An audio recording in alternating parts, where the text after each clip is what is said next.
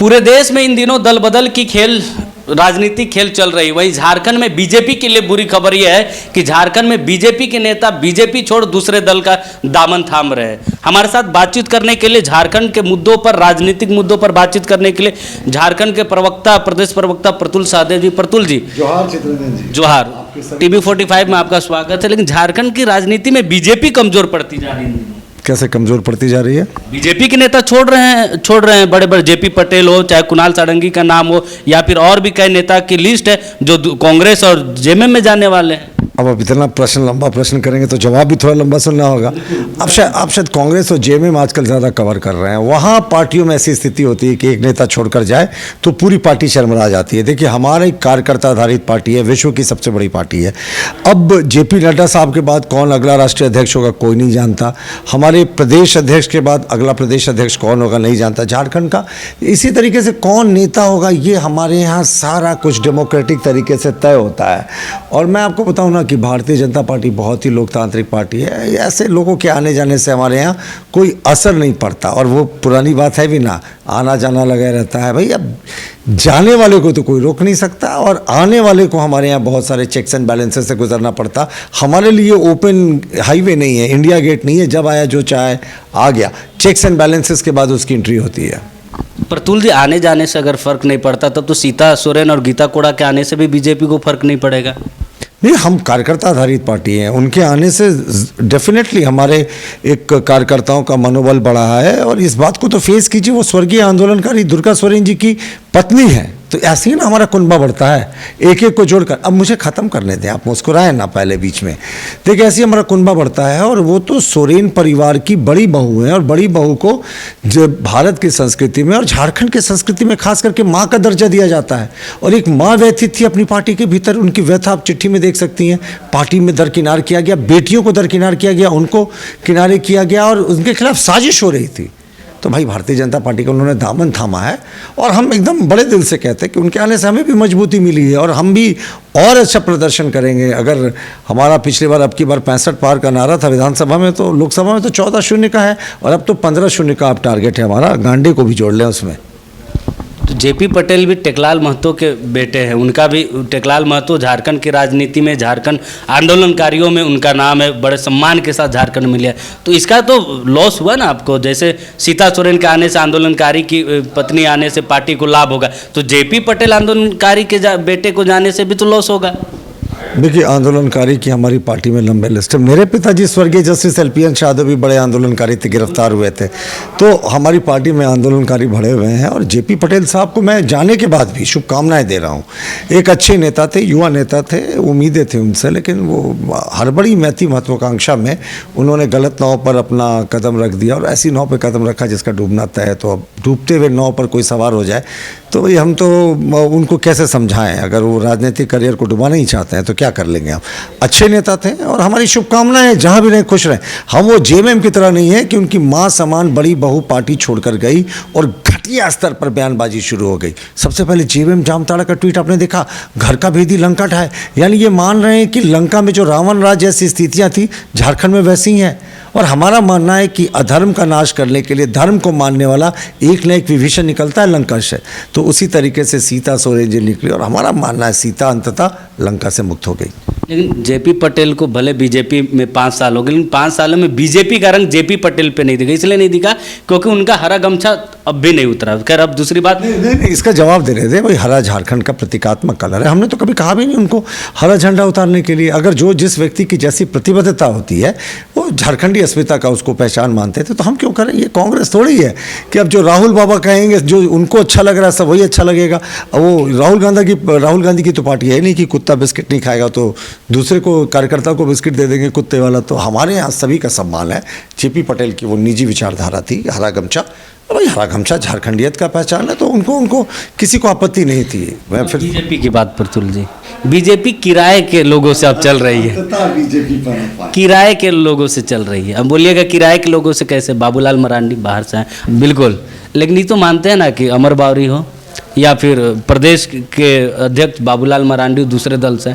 तो झारखंड में जो झारखंड बीजेपी के ग्रास रूट के जो नेता हैं, जो शुरुआती अपने राजनीतिक कैरियर से अब तक जिनका उम्र अब जो है वो अब ढलान पर है, ऐसे लोगों का राजनीति, बीजेपी में राजनीति क्या होगा? बाबूलाल जी ने पहला अपना 40 वर्ष संघ में और भारतीय जनता पार्टी में दिया, वो क्यों भूल रहे हैं? वो कुर्बानी दी थी साहब उन्होंने। वो साइकिल से प्रचार करते थे, प्रचारक थे विश्व हिंदू परिषद के, जगह जगह। उन्होंने तो राम लल्ला के उस जो उनकी जो कार सेवा थी उसमें हिस्सा लिया था, अपने सामने गुंबज को ढहते दिखा था, लाठियाँ खाई थी। और बाबूलाल जी के कुछ डिफरेंसेस है तो वो पार्टी से छोड़कर चले गए। लेकिन कहते हैं ना, आप 40 वर्षों तक अपनी पार्टी में रहेंगे तो आपकी आत्मा तो बसती है इसी पार्टी में। और वो उनकी घर वापसी हुई और बहुत हमें बल मिला बाबूलाल जी के आने से। ये बाबूलाल जी के आने से हम संथाल पर नहीं पूरे प्रदेश में मजबूत हुए।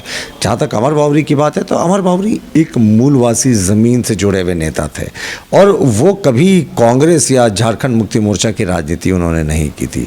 वो एक बहुत ही खुददार किस्म के व्यक्ति थे। तो इन लोगों का हमारे यहाँ, आप ये देखें ना, हमारे यहाँ चयन जब भी होता है ना तो व्यक्ति के मेरिट के आधार पे होता है। अब बाबूलाल जी के 14 वर्षों को याद कर रहे हैं, पर 40 वर्षों का जो उनका बलिदान था संघ को और जो पार्टी को, उसको भूल जाते हैं। ये कन्वीनियंस की पत्रकारिता ना करें। बिल्कुल, आप बीजेपी में मेरिट नेताओं की कमी थी, बीजेपी में मूलवासी नेताओं की कमी थी, जिसके कारण इन नेताओं को तवज्जो दी गई। ये आपने ये कहा कि वो मूलवासी थे, मेरिट के आधार पर चयन होता है, तो मेरिट से नहीं, मेरिट के साथ साथ आपको देखना पड़ता है कि किस क्षेत्र से आते हैं और क्षेत्रवार की क्या परिस्थिति है। हमारी पूरी कोशिश होती है मंत्रिमंडल का गठन हो या पार्टी का गठन हो, विधायक दल के नेता गठन हो, प्रतिपक्ष का नेता जो बनता है, कि सब क्षेत्रों का उचित प्रतिनिधित्व दिया जाए। तो उसी हिसाब से देखें तो ये तो बोकारो वाले क्षेत्र से आते, चंदन क्यारी से आते, बाबूलाल मरांडी जी संथाल परगना के बॉर्डर से वो जीतते हैं। तो सभी क्षेत्रों का प्रतिनिधित्व होना चाहिए। हमारे प्रदेश अध्यक्ष संथाल परगना क्षेत्र के बॉर्डर के एरिया का प्रतिनिधित्व करते हैं और अमर बावरी जी करते हैं अभी वो नॉर्थ छोटा नागपुर का जो एरिया है, जो बोकारो चंदन क्यारी का एरिया, उसका करते हैं। तो उसके अलावा हमारे पार्टी में आप देखें जितने लोग हैं, हमारे 2 सांसद बन के गए, आदित्य साहू जी, प्रदीप वर्मा जी, इन्होंने तो पार्टी को अपने खून पसीना से सींचा है। तो पार्टी ये कभी नहीं भूलती कि किन किन लोगों ने पार्टी के लिए अपना सर्वस्व न्यौछावर कर दिया। और मैंने कहा ना कि बाबूलाल जी 40 वर्षों तक बीजेपी में थे, संघ में थे, उनकी आत्मा यहीं बसती थी। जी। प्रदीप वर्मा को लेकर तो पार्टी की ही नेता में दबे जुबान में ये बातें चल रही थी कि बाहर से ऐसे दबी जुबान पे, तो नाम मैं गिना दूंगा, कैसे कर प्रखंड अध्यक्ष, ऐसे लगातार कै, जो अभी आप लोगों ने पूरी बात सुनिए, प्रतुल जी पूरी बात सुनिए। कैसे उम्मीदवार जिनको टिकट मिला उनका बिल्कुल, लेकिन ये नहीं, आपको पूरी आज़ादी है बोलने की, आपको पूरी आज़ादी, मैं पूरा मौका दूंगा। पहले पूरा प्रश्न सुनो, नहीं पूरा इस प्रश्न को कंप्लीट करने दीजिए। नेताओं ने कहा, मैं तो पूरा कंप्लीट करने दीजिए। मैं कहूंगा कि 11 उम्मीदवारों की सूची बीजेपी ने जारी की, उसमें से कई नेताओं जैसे संजय सेठ, आप नहीं मानेंगे, बीडी राम, इनका विरोध हुआ। प्रदीप वर्मा का भी विरोध हुआ है। 400 पार मोदी जी जाएंगे, कई पत्रकारों का मानना। अभी सहमत है ना? अब तो आंकड़ा, वो जब रिजल्ट आएगा तब कितने, तो ये वो तो जब आप नाम बताएंगे कौन कौन विरोध कर रहे थे तब ना। प्रदीप वर्मा जी ने, आप समझे, 30 वर्षों से 35 वर्षों से इस पार्टी के बिल्कुल बूथ लेवल के कार्यकर्ता से, खिजड़ी मंडल से अपने जीवन के, राजनीतिक जीवन की शुरुआत की थी। और साहब उनको ये लोग कहते हैं ये बरवाडी के रहने वाले हैं।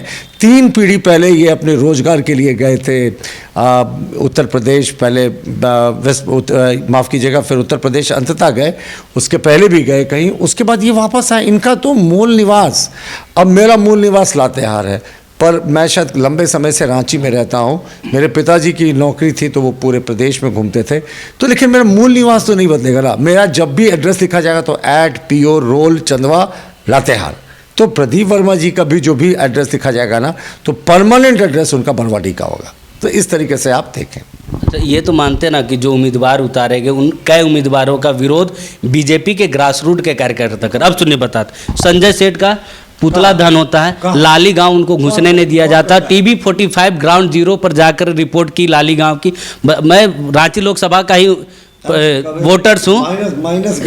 भी चले जाए, अगर बुढ़मू के क्षेत्रों में, मैं क्षेत्र बताता हूँ, बुढ़मू के क्षेत्रों में पर संजय सेठ के बोलने नहीं, मेरा प्रश्न सुनिए प्रतुल जी, मेरा प्रश्न सुनिए। कि कैसे जो प्रत्याशी है, जिसको प्रत्याशी 24 के चुनाव में प्रत्याशी बीजेपी ने बनाया, उन प्रत्याशियों का विरोध है, बीजेपी के नेताओं का ही विरोध है। तो क्या बीजेपी जो तय करती है सिर्फ मोदी चेहरे पे वोट लेना चाहती है, या फिर प्रत्याशियों के काम के बदौलत भी वो वोट मांगना चाहती है? देखिए, हमारे सभी सांसदों ने बेहतर काम किया हमें लगता है। और नहीं, विरोध अब कहें 20 आदमी खड़ा होकर अगर कोई फोटो अपॉर्चुनिटी हो जाए, और किस दल ने करवाया ये, अब 20 लाख वोटर के बीच में 20 आदमी और पता नहीं किसके द्वारा प्रायोजित 20 आदमी अगर विरोध कर रहे हैं, तो अगर आप उसको इतना बड़ा इशू बना रहे हैं साहब, अगर उनका विरोध होता तो उनको एक एक कदम चलने नहीं दिया जाता। संजय सेठ की बात करें तो वो जहां जहां जा रहे हैं उनका बड़ा स्वागत हो रहा है, लोग कह रहे हैं कि भाई आप 5 वर्षों तक क्षेत्र में सक्रिय रहें। लेकिन सिर्फ आप 20 लोगों की बात कर रहे हैं जो किसी एक गाँव में किसी एक राजनीतिक दल के बहकावे पर अगर आकर कुछ समय के लिए विरोध कर रहे थे, तो आप उनकी बात कर रहे हैं। एक बार ग्राउंड रियलिटी चेक फिर कर लीजिएगा। आज उसी गांव में संजय सेठ 2-3 दिन पहले गए थे और फिर से उनका जय जयकार हुआ। एक बार जरूर जाइएगा वहाँ। बिल्कुल जाएंगे, लगता है उनको मना लिए। लेकिन नारा तो ये आपने भी सुना होगा कि मोदी को लाना है, इन सांसदों की मजबूरी है मोदी को लाना। नहीं, हमारे सबसे बड़े चेहरे, विश्व के सबसे बड़े नेता नरेंद्र मोदी जी हैं, तो इसमें कौन सा परहेज है साहब? आपके पास कोई अगर चेहरा नहीं है तो क्या हम ज़बरदस्ती राहुल गांधी को बड़ा नेता बनाने की जिम्मेवारी हमने ली है? अब तो ये कोई बात नहीं है। देखिए, हमारे सारे सांसदों का कार्यकाल अच्छा था। पार्टी को जब जैसा लगता है, जिस सांसद की जहां अगर पार्टी में जिम्मेवारी है या उनको संगठन में काम करना चाहिए, तो वो जिम्मेवारी तय करती है, सब लोग सहर्ष स्वीकार करते हैं। आपने राहुल गांधी का जिक्र किया, तो आज कांग्रेस प्रेस कॉन्फ्रेंस दिल्ली में की राष्ट्रीय नेताओं ने, उन्होंने बीजेपी पे बड़ा आरोप लगाया कि बीजेपी चुनाव जीतने के लिए जो कॉन्ट्राडिक्शन जो होती है, चुनावी प्रक्रिया में जो लड़ाई होती है, प्रतिद्वंद्विता होती है, उसको खत्म करने के लिए अकाउंट सीज कर लिए है।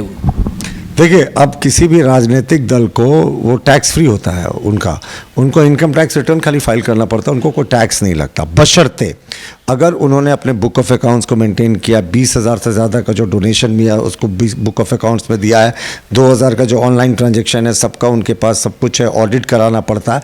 अगर कांग्रेस ने ये सारी अहर्ता पूरी कर ली होती तो इनकम टैक्स क्यों सीज करती? और ये जो पब्लिक में परसेप्शन बनाने की कोशिश कर रहे हैं, बीजेपी ने सीज किया, सब इनकम टैक्स ने सीज किया। और आपको पता है चित्रंजन, इनकम टैक्स का सबसे पहले अपील कहाँ होता है? इनकम टैक्स एपेलेट ट्रिब्यूनल होता है, जिसको एक रिटायर्ड हाई कोर्ट जज हेड करते हैं। तो कांग्रेस वहाँ अपील करने की जगह पे यहाँ पे कह रही है, अगर आपने बुक ऑफ अकाउंट्स को ठीक से मेंटेन किया होता तो ये नौबत क्यों आती? लेकिन होता है ना कि जब ये मुद्दे विहीन हो गए, इनको पता है बुरे तरीके से। हमारा तो नारा है कि 4 जून को 400 पार, और उनका नारा है 24 में 24, यानी 24 सीटें जीतेंगे कांग्रेस। तो ये मुद्दे खोज रहे हैं, जहाँ मुद्दे नहीं है वहाँ साहब, आप अगर आपको इनकम टैक्स एपेलेट ट्रिब्यूनल में रिलीफ नहीं मिलती तो आप हाई कोर्ट जाइए, सुप्रीम कोर्ट जाइए। लेकिन ये पब्लिक में प्रेस कॉन्फ्रेंस करके क्या परसेप्शन बना रहे हैं?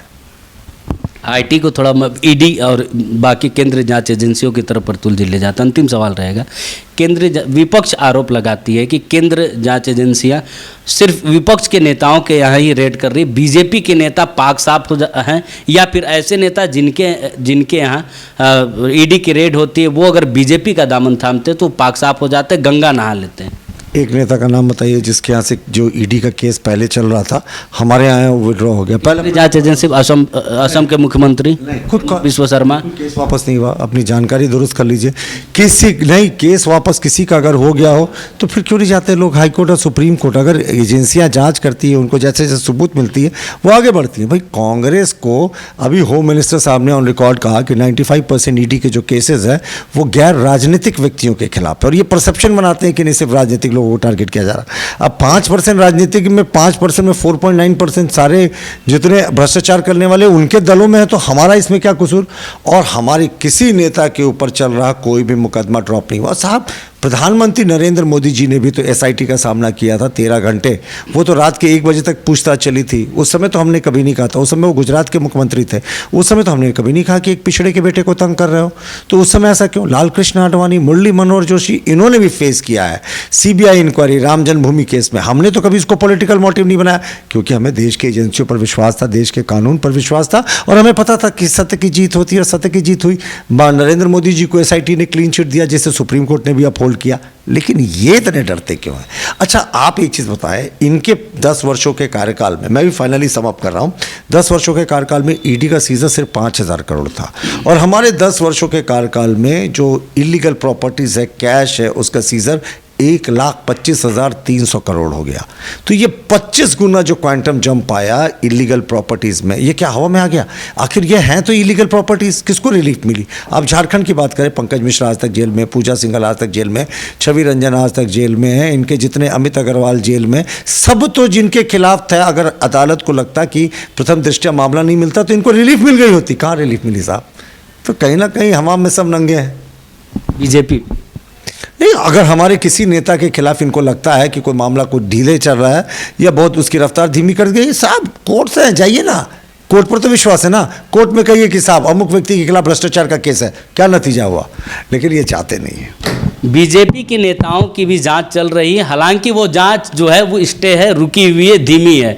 बहरहाल विपक्ष के जो नेता हैं वो करप्टेड है और उनका जांच सुचारू रूप से केंद्रीय जांच एजेंसियां कर रही है। झारखंड के मुद्दों पर, झारखंड बीजेपी के मुद्दों पर हमारे साथ बातचीत करने के लिए प्रतुल सावदेव जो प्रदेश के प्रवक्ता है वो थे। तो बहुत बहुत धन्यवाद प्रतुल जी आपका हमारे साथ बातचीत करने के लिए। सहयोगी अरविंद के साथ चित्ररंजन कुमार, TV 45 रांची।